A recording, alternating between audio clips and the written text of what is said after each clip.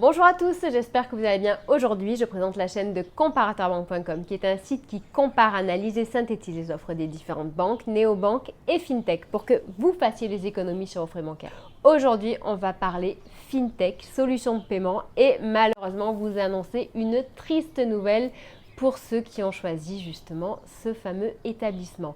Donc si ce type de sujet vous intéresse, je vous invite à vous abonner à ma chaîne YouTube en cliquant sur le bouton qui se trouve en bas là.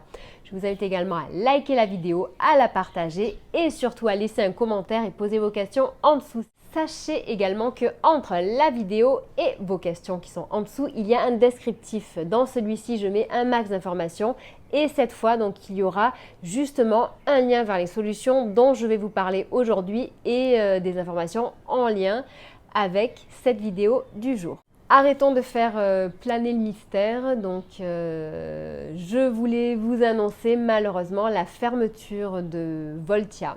Donc en effet, Voltia, pour qui j'ai fait pas mal de vidéos, j'appréciais cette solution de paiement avec justement son côté humain qui était hyper important, le forum, etc. Mais donc malheureusement, on a appris récemment que Voltia allait fermer ses services le 26 juillet de cette année. Ce qui signifie que donc, les personnes qui ont un compte chez eux doivent faire en sorte de le clôturer, je vais vous montrer comment, et également que l'application ne sera plus fonctionnelle à partir du 26 juillet. Donc il faut prendre vraiment toutes les mesures pour anticiper cela.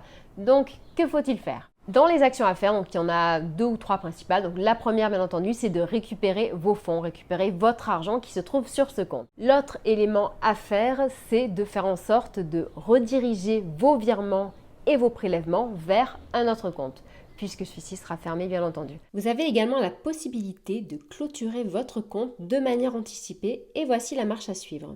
Pour clôturer le compte, je vous mettrai en dessous de la vidéo un lien également avec le formulaire qu'il faut compléter. Donc dans ce formulaire, on vous demande également quelques documents justificatifs. Il faudra donc les ajouter au mail que vous enverrez à l'adresse email qui sera également présente en dessous de cette vidéo dans le descriptif. Pourquoi Voltia ferme? Entre nous, bon, on ne cherche pas forcément à avoir les raisons exactes. Ce qui est sûr et ce qui a été dit officiellement, c'est que en ce moment, et ça c'est certain, la période du Covid n'est pas évidente et d'autant plus pour les solutions qui sont sans frais de tenue de compte, sans frais sur la carte bancaire, bref, quasiment gratuites. Comment peut-on rémunérer tout le monde et arriver à faire vivre l'entreprise à ce rythme-là ?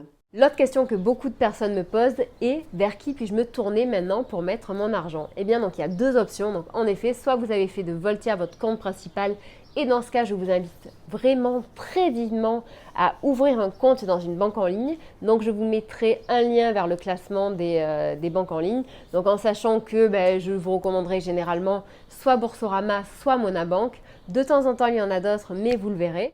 Et ensuite, sinon, si jamais vous voulez donc conserver un compte secondaire, ce qui est hyper intelligent, intéressant, il est intéressant d'être multi-bancarisé. Sachez que vous pouvez donc, si vous voulez rester sur une solution qui est franco-française, vous pouvez aller chez Omax pour moi.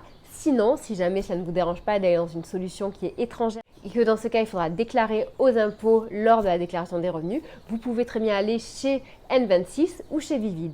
En conclusion de tout ça, je dirais que cette fermeture de Voltia n'est pas un échec. Certes, c'est un très dur moment à passer, donc aussi bien entendu pour l'équipe dirigeante, les salariés que les clients, mais il faut arriver à transformer tout ça en succès et à le valoriser. Arriver à voir Voltia comme une expérience. Et en termes d'expérience, justement, ils ont vraiment bien joué le jeu parce qu'ils ont impliqué complètement les clients à travers le forum en leur demandant justement quels étaient vraiment leurs besoins, en les sondant. Enfin, il y avait vraiment une réelle communauté qui s'est créée autour de Voltia. Donc ça a été au final quelque chose de vraiment fédérateur, quelque chose qui a soudé entre eux donc la communauté, les salariés et l'équipe.